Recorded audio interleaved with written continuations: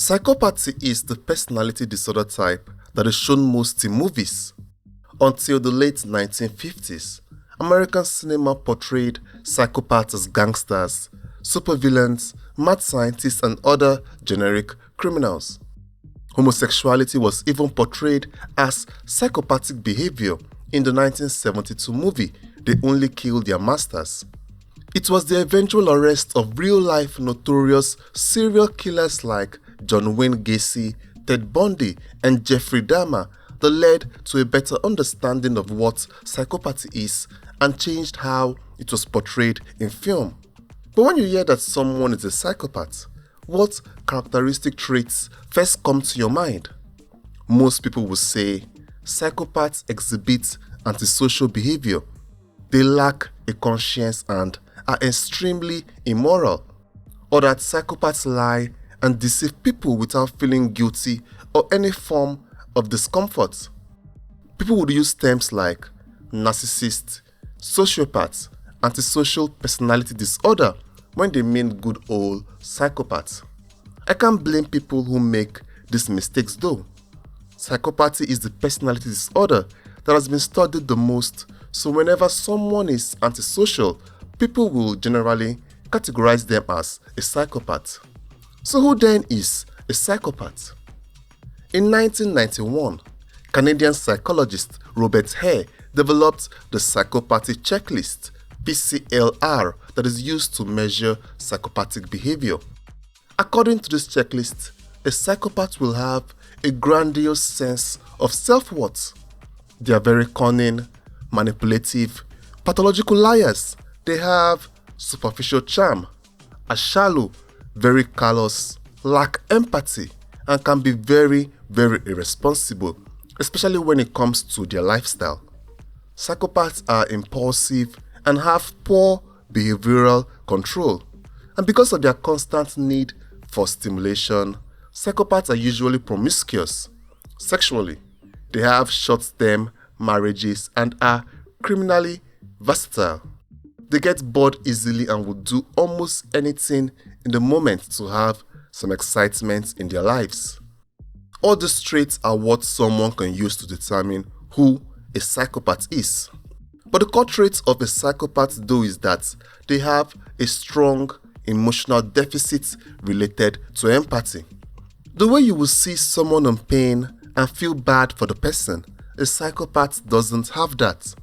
People can also have varying degrees of psychopathic traits. This is the same in movies. Character archetypes that exhibit psychopathic traits do so in varying degrees. And in this video, we will be looking at and discussing some of these characters. In cinema, psychopaths make for interesting storytelling. They go against the norm. They do things that normal people won't do. No regular person is going about killing people with a cattle gun like Anton Chigurh in No Country for Old Men. Hannibal Lecter will eat parts of his victims and his heart rate wouldn't even go up. How is he doing something so crazy and he doesn't even get excited? Eating his victims is just a regular Tuesday to him, nothing new. Normal people will feel fear or excitement when they do something that is outside the regular social norms. Anton and Hannibal don't feel a thing. Psychopaths like Anton Chigurh and Hannibal Lecter appear completely normal, yet they are capable of some of the most shocking and deviant crimes imaginable. A good example is Ted Bundy. People who met Bundy described him as a highly intelligent man. Reports say that he had an IQ of 136. That will place him in the top 4 to 6% of individuals. He went to university, acquired a degree in psychology, and even worked in Nelson Rockefeller's presidential campaign. Bundy was a high-functioning member of society. On the outside, he was an upstanding member of society, but in secret, he committed evil crimes. He was a serial killer who abused and murdered many young women between 1974 and 1978. He was a human monster. John Doe from Seven is a human monster.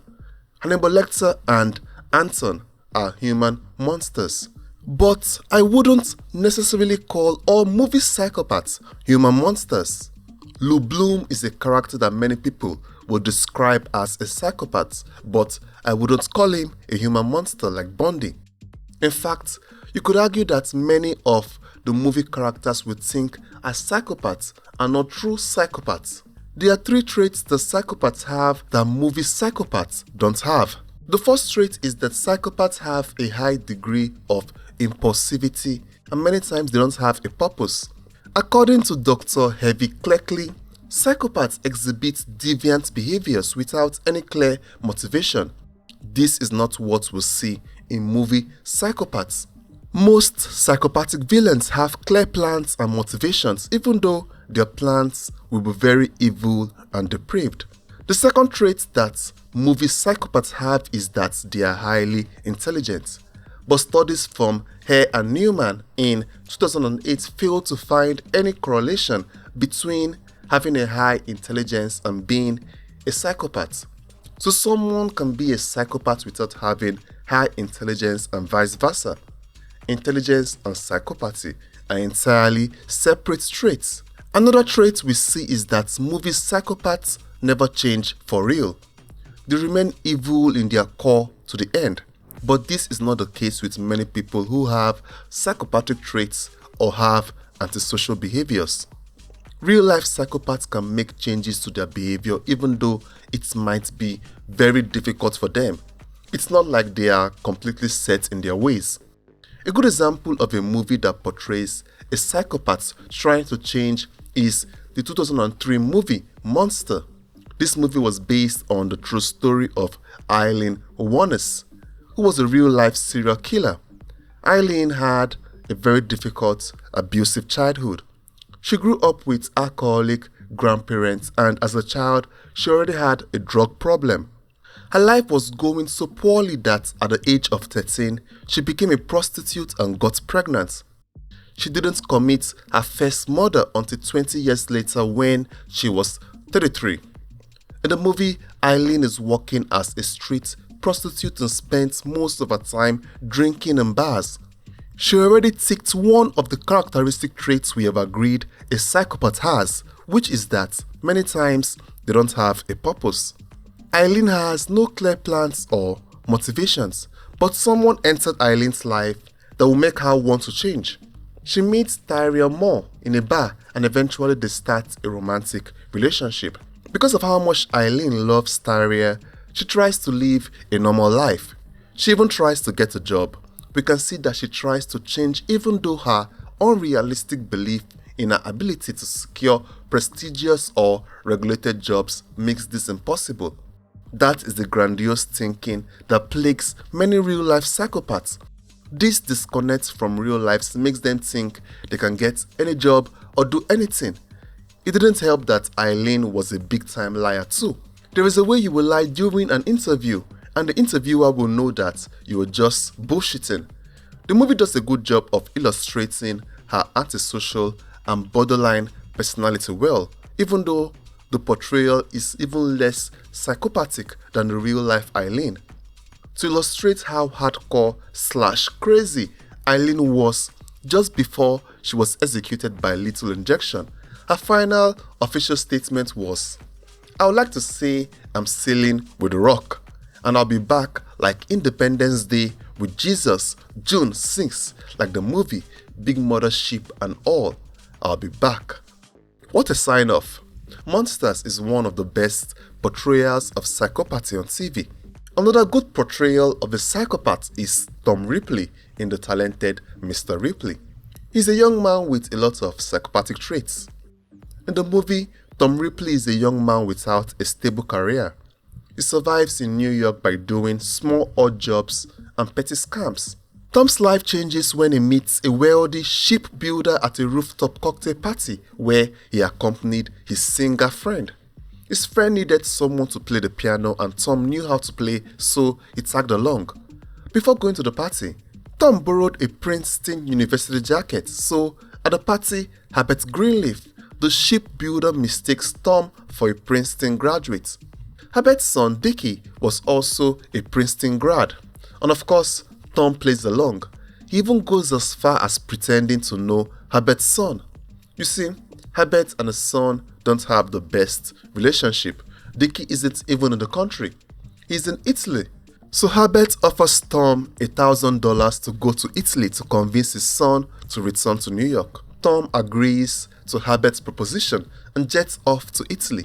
In Italy, Tom meets Dickie and Dickie's fiancée Madge, and soon he is enjoying a life of luxury. Imagine living a life of penury in New York, finding it difficult to pay your rent, and then you find yourself in a luxurious coastal home in Mafia, Italy. Tom decides this is the life he deserves. And even when Dickie gets tired of him, Tom decides that he will go to extreme lengths to make Dickie's privileged life his own, even if it meant ending Dickie's life. Throughout the film, we see Tom seize opportunities. He meets a vulnerable father who misses his son and takes advantage of him. On a normal day, Herbert is a smart man. He didn't become as rich as he is without having discernment, but at that rooftop party, Herbert wasn't the wealthy shipbuilder. He was a father in pain missing his child, and Tom uses the opportunity to go for his neck. But the thing is that even though Tom seized his opportunity to sink his parasitic suckers into the family's juicy wealth, he didn't have any clear long-term plans beyond currently enjoying the life of luxury. Like I said, when listing the key traits of a psychopath, they have a high degree of impulsivity and many times they don't have a purpose. Also, like many real-life psychopaths, Tom becomes less interesting the more you get to know him.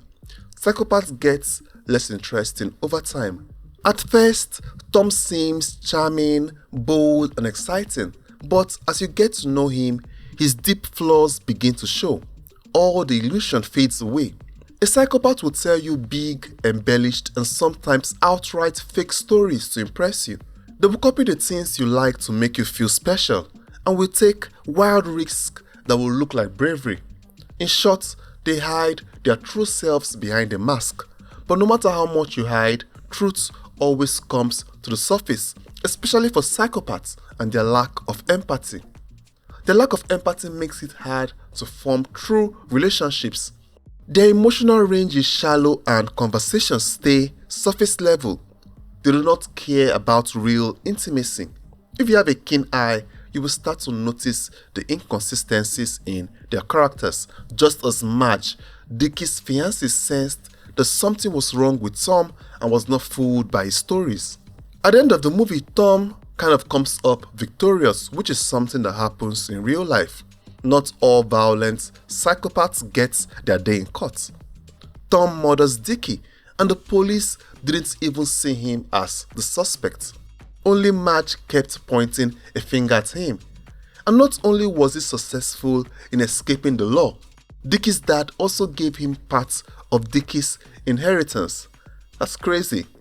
In the novel, Ripley goes scot-free without any consequence. He gets away with his crimes, rich, safe, and on a ship going to Greece. The movie ended a little bit differently. Tom is given a love interest named Peter that didn't exist in the book. For the first time in his life, Tom meets someone he can almost be himself with. At the very end of the movie, Tom kills Peter by strangulation because Peter figures out Tom's whole life is the lie. So while Tom still escapes scot-free, the director made him at least go through some emotional trauma. He also has to live with the paranoia that he could be arrested at any time. These two characters are examples of psychopaths that are properly portrayed in movies. But what about an example where Hollywood got it wrong? Dr. Hannibal Lecter is an unrealistic example of a psychopath. He exhibits exaggerated levels of intelligence and cunning. The way he escapes a locked cage in The Silence of the Lambs and kills two guards and alters his appearance in quick succession, you would think he is Jason Bourne or the Reaper. Silence of the Lambs portrays Hannibal in a way that will make him memorable. Hollywood psychopaths like Hannibal have all the following traits in one person. They are highly intelligent, they are stylish, sometimes vain, calculating, always in control. Many times they have a successful career or are in a position of power. And most importantly, they are exceptionally skilled at killing people.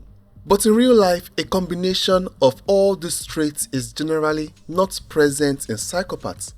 In fact, most of the famous psychopaths in films are not really psychopaths, but psychotics.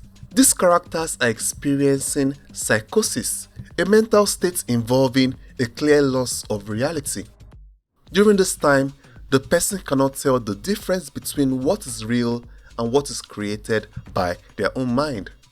If you want an example of a violent psychopath that is portrayed well in movies, it's Anton Chigurh in the 2007 film No Country for Old Men. Anton is a realistic example of an idiopathic psychopath.